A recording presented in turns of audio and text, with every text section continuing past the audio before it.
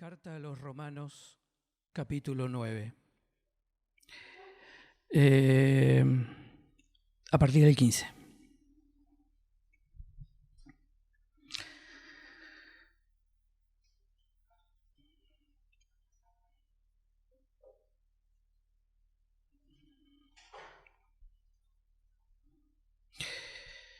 Carta a los Romanos fue aproximadamente escrito allá entre el 57 y 58 después de Cristo por Pablo a los cristianos en Roma. No se sabe si había una iglesia o varias, pero él, al no poder viajar en ese momento porque había planificado un viaje a Roma, tuvo que cambiar sobre la marcha y dirigirse hacia Jerusalén por otros motivos, pero a los romanos le manda esta carta. Hubiera preferido leer todo el capítulo, pero solo vamos a leer pocos versículos. Romanos capítulo 9. A partir del versículo 15.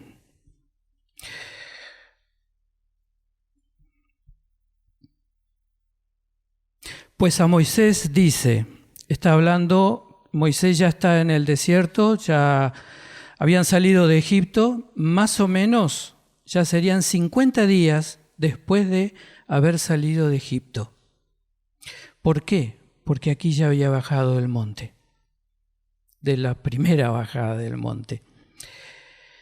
Y Dios le dice a Moisés, pues a Moisés dice, tendré misericordia del que yo tenga misericordia, y me compadeceré del que yo me compadezca. Así que no depende del que quiere ni del que corre, sino de Dios que tiene misericordia. Porque la Escritura dice a Faraón, por esto mismo te he levantado, para mostrar en ti mi poder, para que mi nombre sea anunciado por toda la tierra. De manera que de quien quiere tiene misericordia, y al que quiere endurecer, endurece. Pero me dirás, ¿por qué pues sin culpa? Porque ¿quién ha resistido su voluntad? Mas antes, oh hombre, ¿quién eres tú para que alterques con Dios? Dirá el vaso de barro al que lo formó, ¿por qué me has hecho así? Hubiéramos continuado, pero hasta acá. Permiso.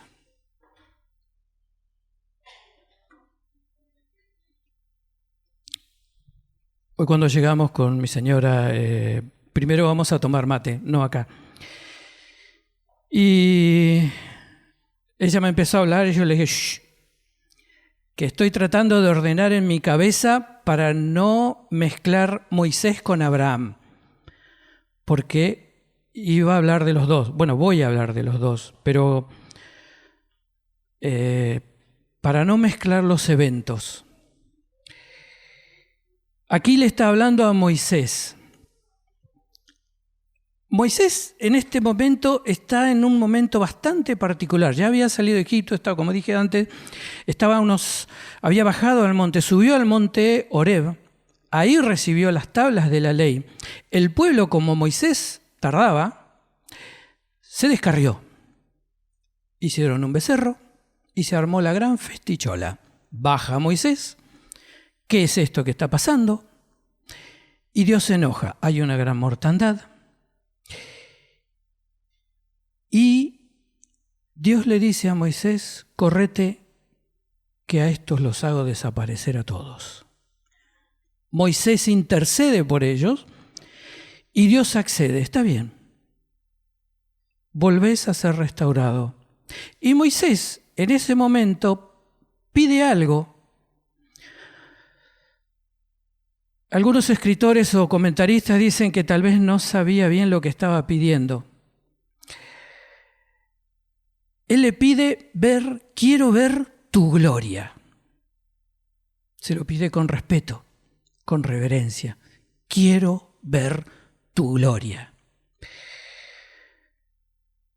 Dios accede, pero le dice, ponete en tal lugar y te voy a cubrir con mi mano, porque de frente no vas a vivir. vas a ver mi espalda. No lo dice así, pero se interpreta que es así. Ocurre ese evento, ve su espalda, pero antes de eso, entre otras cosas, le dice lo que leemos aquí. Tendré misericordia del que tenga misericordia y me compadeceré del que me compadezca. La palabra misericordia traducida del Antiguo Testamento tiene un similar a lo que es la gracia de Dios. Es un favor inmerecido, recibido. Entre otras cosas, es muy parecido, pero esta palabra misericordia aparece 4 veces en el Nuevo Testamento, de esta forma. Una es utilizada en las bienaventuranzas. Bienaventurado el misericordioso porque alcanzará misericordia. Otra es en Hebreos, cuando Jesús acepta, cuando en la obra expiatoria, Él acepta por misericordia a nosotros ser el sumo sacerdote ante Dios el Padre. Por misericordia. Y la última aparece en Lucas, que lo dejé para lo último. Sean misericordiosos, porque mi Padre es misericordioso. Esas son todas las partes donde aparece esta acepción, esta palabra. En el Antiguo Testamento también tiene esta acepción que les he dicho que es de la gracia y que en el Nuevo Testamento también, pero tiene otro uso esta palabra.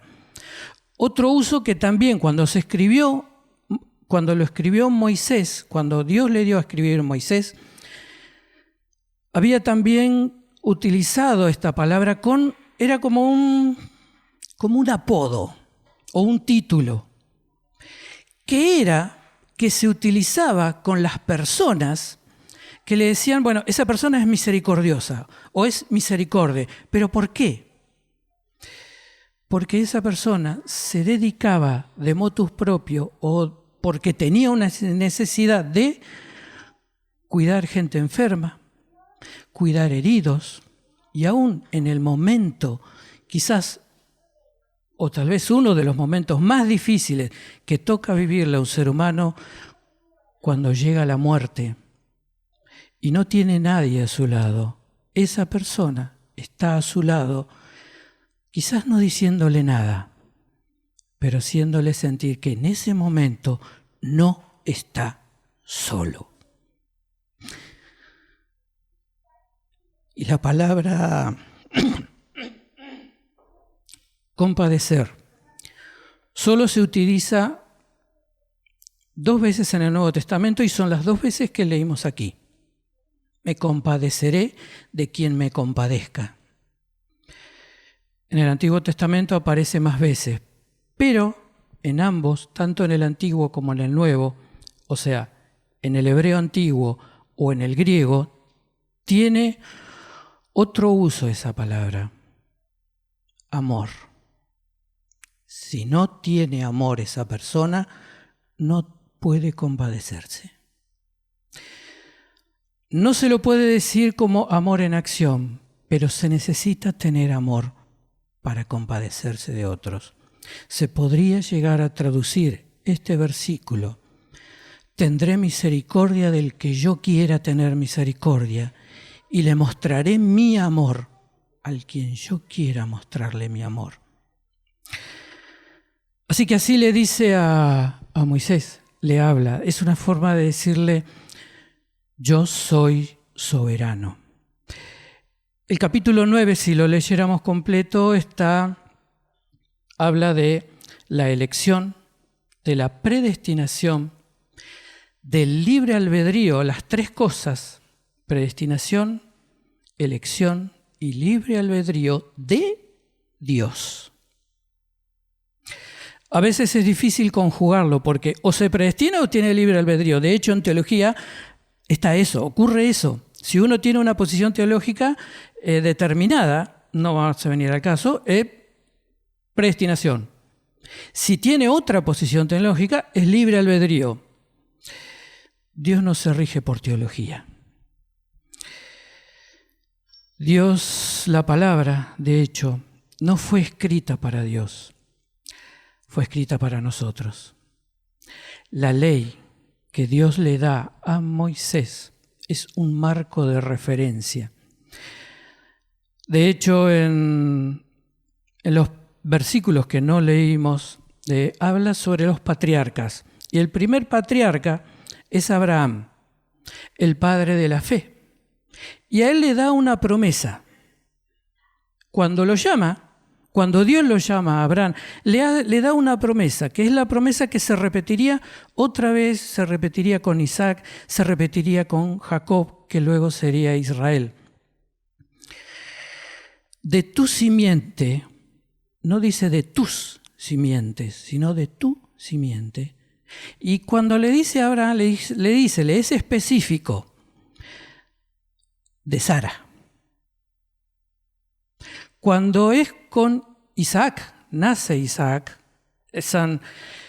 le dice, va a ser de Jacob, de Esaú no, de Jacob. Pero a Jacob no le dice qué nombre, tuvo 12 hijos, en realidad 11 varones y una mujer, que forman las 12 tribus. Bueno, no exactamente, porque José es uno de los hijos y, como sabrán, no existe la tribu, los joseítas, sino que los dos hijos de José, si mal lo recuerdo ahora, Efraín y Manasés, son la 11ª y 12ª tribu. Pero no especifica cuál, y no está hablando de eso, no está hablando exactamente del hijo, sino que está hablando de la promesa, no de las promesas, de la promesa. Y en Gálatas 3:16 aclara cuál es la promesa. El Mesías, Cristo. En Él son cumplidas todas las promesas. Solo en Él. Hay no sé cuántas miles de promesas, según cómo se tome la Biblia o lo que se escriba, se puede sacar de una promesa 2, 10, 20, 100, pero si esta promesa no se hubiera cumplido, no tenemos nada. Para el que cree todo es posible, para el que cree en la promesa que Dios ha dado.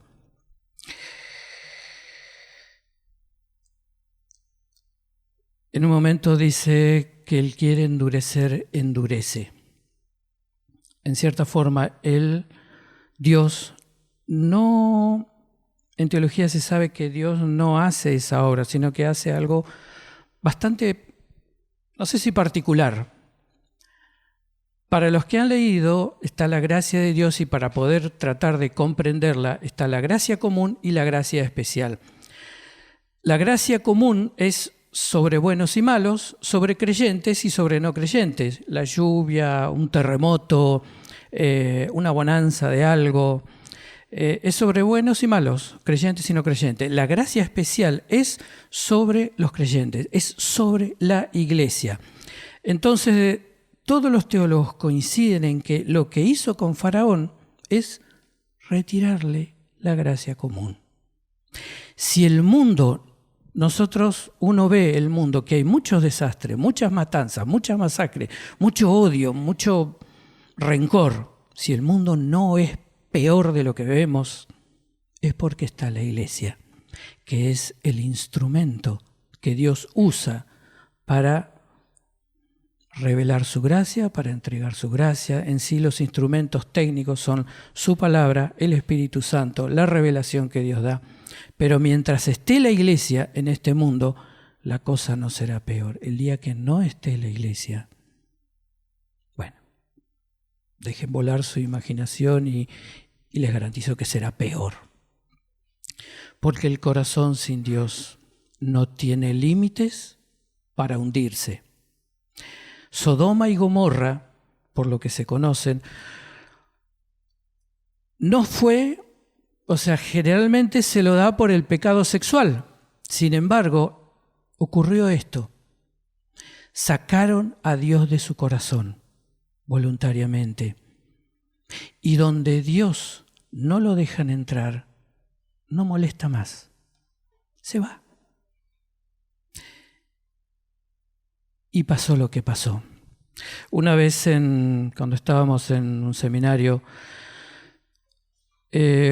una pregunta sobre la destrucción de Jerusalén, cuando se destruyó en el templo en la década del 70 después de Cristo. Y estábamos viendo y que había, la palabra decía que aquel que entrara al lugar santísimo que no le corresponde entrar, morirá. Y hubo una compañera que preguntó, ¿por qué no murió nadie? Y lo que contestó este pastor, Dios no lo puede contener ninguna lona, ningún pedazo de piedra. Dios ya hacía rato que ya no estaba ahí. Ya no estaba. Era un lugar vacío. Que estaba el arca, que estaban las tablas de la ley, que estaba la vara de Aarón, y no recuerdo qué más había, eran 3 cosas. Pero Él ya no estaba. Y cuando Él no está, es solo eso. Nada. No sirve para nada. En Romanos 9 Dios le hablaba, o Pablo les hacía esclarecer a estos hermanos en Roma que Dios es soberano, que Dios elige a su pueblo, y aquellos que no eligen, que por su gracia nosotros no sabemos quién es o quiénes no son, pero tenemos el deber de orar por ellos. Abraham recibió la promesa original de los patriarcas, que de él sería levantado un pueblo grande. Cuando él recibió esa promesa, él estaba en Aram, Ur de los Caldeos, a 800 kilómetros de la tierra prometida. Faltaban más de 25 años para que comenzara a cumplirse esa promesa. Ella tenía 75 años, no era un pibe. Digamos, no estaba como para estar esperando, bueno, y Señor, ¿y para cuándo? No. Le creyó a Dios y le fue contado por justicia. No por nada Abraham es el padre de la fe. La fe que ejerció. Y en el mientras tanto, Dios me prometió, ¿y para qué le voy a estar reclamando? Dios tiene presente cada una de las promesas que me ha hecho. El que a veces está flojo de memorias puedo ser yo, seguro. Y eso es seguro, Yo me olvido. Porque como dije antes, la palabra de Dios no fue escrita para él, fue escrita para mí. Y Dios hizo ese pacto con Abraham.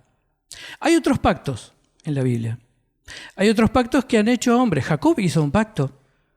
Otros reyes hicieron pactos, pero si observan con bastante atención, los pactos que hacen los hombres se limitan al tiempo presente, al tiempo en que están, al tiempo en que viven. Los pactos que nacen del corazón de Dios son eternos, trascienden la vida y son para sembrar vida. Y se toma su tiempo, que a veces uno está acostumbrado o quisiera que la cosa sea como la otra vez compartía Federico. Yo también me gustaría ser hoy, aquí, ahora, en este momento. Pero Dios tiene sus tiempos. Y Dios maneja sus tiempos y tiene sobrada sabiduría de por qué utiliza esos tiempos. Dios responde todas las oraciones. Y hoy cuando preguntaba a Carlos, y yo decía, ¿qué puedo decir?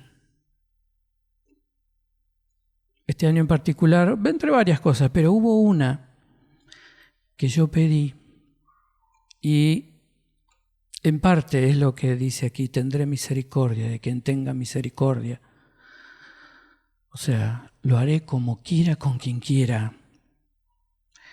La respuesta a mi pregunta, a mi ruego, fue no. Y créanme, dar gracias por el no cuesta. Cuesta y mucho. Porque me contestó muchas cosas en las cuales sí quería. Las contestó. Y gracias. Y como compartía Federico también la otra vez, el gracias duró 3, 4, 5 días, una semana. Pero contestar gracias por un no que duele. Decir gracias duele. Y creo que estoy dando más gracias por ese no que por lo que contestó, que me gustaba, que me agradaba, pero no me dolió. Otras veces me contestó no es la primera vez. Dejé de cantar el tiempo y Dios después me mostró por qué era no y para qué servía. Hasta ahora, el no de este año, no tengo respuesta. No me lo ha mostrado. Tampoco lo estoy buscando. Porque Dios es soberano. Y su respuesta me basta, aunque me duela. Dios siempre responde. Puede no gustarme su respuesta, pero siempre responde.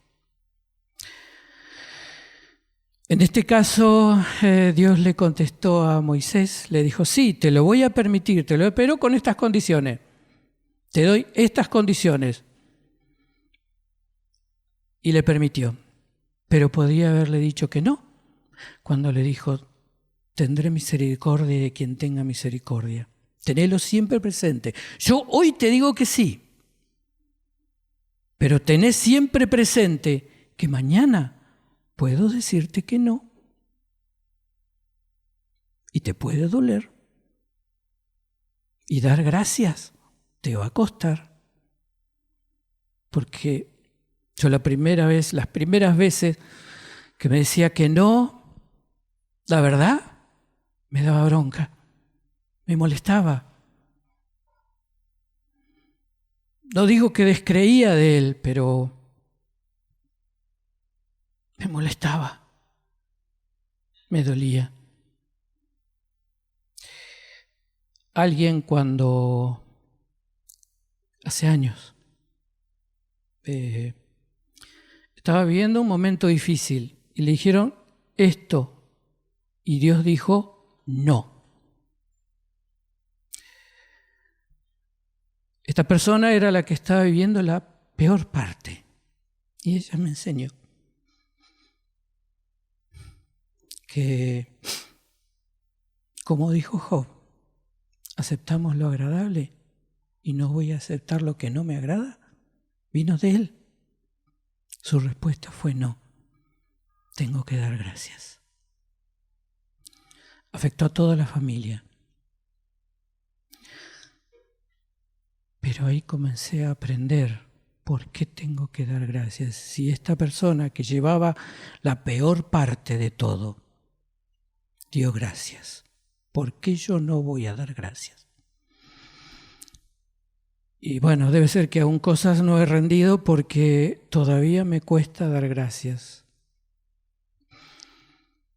Y Dios le deja bien en claro esto a Moisés, se lo deja bien claro, que Él es soberano, que Él elige, que Él predestina, que la predestinación no es predeterminación, son palabras parecidas pero no iguales. Ay, se va la hora.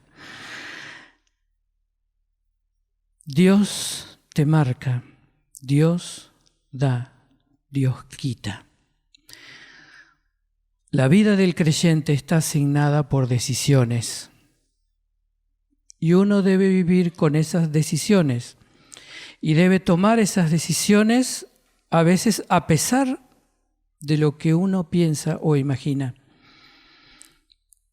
En uno de los pasajes que íbamos a leer era que, Dios, en un momento, unos religiosos le reclamaban a Jesús por qué hacía tal cosa en día sábado. Y Jesús le decía, ustedes hacen esto, esto, esto y esto. ¿Me están reclamando a mí lo que ustedes no hacen? El día sábado, como dice la palabra, fue hecho para el hombre y no el hombre para el día sábado. La ley fue hecha para el hombre, no el hombre para la ley. En eso fue que al final no lo leímos, pero en Romanos 9 dice que el pueblo de Israel erró porque se fue tras la ley sin fe y no tras la ley con fe. El padre Abraham no tenía la ley. La ley, el pacto que hizo es un tema legal. A todo lo largo de la historia, los pactos hablados, y se pone un testigo, se respetaban a rajatabla. Las leyes que vinieran después se tenían que enmarcar dentro de ese pacto. La ley, el pacto que Dios hace con Abraham, fue dado 480 años antes de que Dios diera la ley a través de Moisés. Y el pueblo se fue tras la ley. Pero Abraham siempre tuvo en claro que siempre, no en el libro de Romanos, no en Habacuc, no, sino que el pasaje, el justo por fe vivirá. Abraham fue el padre de la fe. Y creo que una vez dije, la fe no la usó para mover montañas, la fe la usó para moverse a él, para movilizarse él. La fe que es puesta en el creyente proviene de Dios. Es Dios en quien pone esa fe, es el Espíritu Santo, no sé cuánto tiempo. Antes de que nosotros aceptemos a Cristo en nuestro corazón, no sé, 1 hora, 10 horas, 10 días, 10 años, no tengo la más remota idea. Dios lo sabe, pero el Espíritu Santo ya comenzó a trabajar en nuestra vida y en su momento pone esta fe que nos lleva a su camino de salvación. El camino del creyente es de fe, por fe y para fe. De fe, porque su base, la base de esta fe, proviene de Jesús, el autor y consumador de la fe, la cual es puesta en el creyente. Por fe es para que el creyente crea en la obra expiatoria de Cristo en la cruz del Calvario y que resucitó, está a la diestra del Dios Padre, intercediendo, murió por todos, pero intercede por su iglesia, por nosotros, por sus amados. Y es para fe, es para ejercitarla todos los días. La palabra dice, Él es como un grano de mostaza, pero a menos que yo me equivoque, ese grano de mostaza hay que enterrarlo para que salga la plantita de mostaza, que no tengo la más pálida idea cómo es.